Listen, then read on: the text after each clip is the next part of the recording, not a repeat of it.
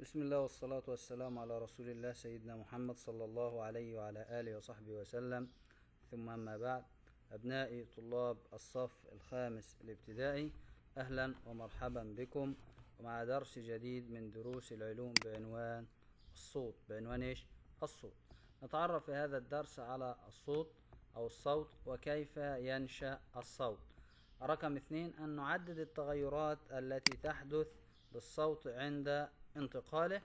أن نوضح كيف ينتقل الصوت خلال الأوساط المختلفة. تعالوا بنا نشرح الدرس.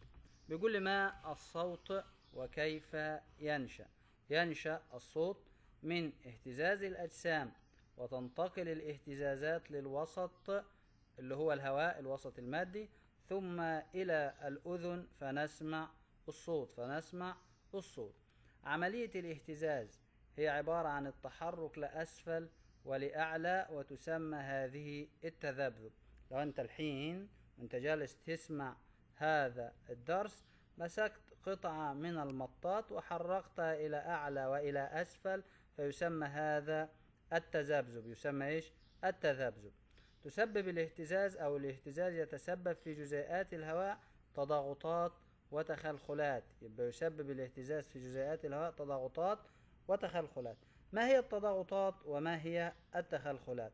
التضاغطات هي مناطق الهواء التي تحتوي على عدد كبير من الجزيئات، هذه تسمى التضاغطات. أما التخلخلات فهي عبارة عن مناطق الهواء التي تحتوي على عدد قليل من الجزيئات. والصوت عبارة عن موجات طولية تتكون من تضاغطات وتخلخلات، وينتقل هذا الصوت في وسط مثل الهواء. يبقى الصوت عندي أو تعريف الصوت عبارة عن موجات طولية تتكون من تضاغطات وتخلخلات، وينتقل خلالها الصوت في هذا الوسط الذي يسمى الهواء. فالوسط أو تعريف الوسط هو المادة التي تنتقل خلالها الموجة. يبقى الوسط المادة التي تنتقل خلالها الموجة. هنتعرف فيما بعد أن الوسط هذا ممكن تكون مادة صلبة أو مادة سائلة أو مادة غازية. كيف ينتقل الصوت؟ الصوت لا ينتقل في الفراغ، ومعنى الفراغ هي عبارة عن منطقة لا يوجد فيها جزيئات مادة تقريبا، مثل سطح القمر. سطح القمر لا نستطيع أي سماع صوت عند سطح القمر. ليه؟ لعدم وجود وسط مادي. مفيش وسط مادي اللي هو الهواء التي يتم الصوت أو ينتقل الصوت خلاله، وكذلك وجود الفراغ. ينتقل الصوت كما تكلمت عبر المواد الصلبة والسائلة والغازية. طبعا بتكون سرعة الصوت أكبر ما يمكن في المواد الصلبة. ليه؟ لأن جزيئات المواد الصلبة قريبة جدا من بعضها، ثم يليها المواد السائلة، ثم يليها المواد الغازية. يبقى سرعة الصوت أكبر ما يمكن في المواد الصلبة. ما التغيرات التي تحدث للصوت عند انتقاله؟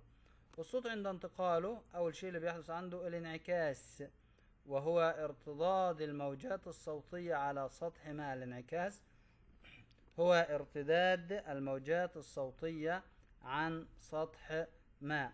رقم 2 الصدى، وهو تكرار سماع الصوت بسبب انعكاس الموجات. يبقى الصدى هو تكرار سماع الصوت بسبب انعكاس الموجات، وهذه هي التغيرات التي تحدث للصوت عند انتقاله.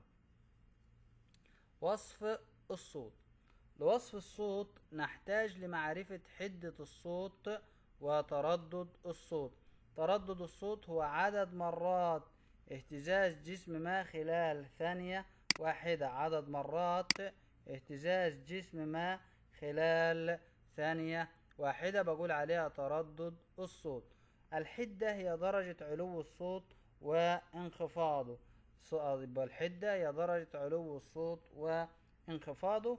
هنا في الشكل الأول بنقول هنا صوت مرتفع الحدة. صوت مرتفع الحدة لأن التضاغطات والتخلخلات قريبة من بعضها. أما في الصورة الثانية الرجل الكبير فبنقول عليه صوت منخفض الحدة، لأن التضاغطات والتخلخلات بعيدة عن بعضها. يبقى حدة الصوت هي درجة علو الصوت أو انخفاضه، درجة علو الصوت أو انخفاضه. تأثير دوبلر. يعني ايه تأثير دوبلر أو دوبلر؟ هو التغير في التردد بسبب حركتنا مقتربين أو مبتعدين عن الموجة. يبقى التغير في التردد بسبب الحركة مقتربين أو مبتعدين عن الموجة، دي بنقول عليه تأثير دوبلر أو تأثير دوبلر. ما فائدة الصدى؟ فائدة صدى الصوت: تستخدم الحيوانات الصدى لاصطياد فريستها. بعض الحيوانات تستخدم الصدى لاصطياد الفرائس زي الحيتان والدلافين. هذه بتستخدم صدى الصوت لتحديد طريقها للحصول على الغذاء. كذلك الأمر العلماء يستخدموا أجهزة تسمى أجهزة السونار لتحديد موقع الأجسام تحت الماء، وده بيستخدم في السفن عند الغوص أو عند المشي في البحار لتجنب الاصطدام بالصخور الموجودة في قاع البحر أو المرجان. لذلك استخدموا أجهزة تسمى السونار لتحديد موقع الأجسام تحت الماء. بكده نكون وصلنا إلى نهاية الدرس، ومع درس جديد بإذن الله تعالى. والسلام عليكم ورحمة الله وبركاته.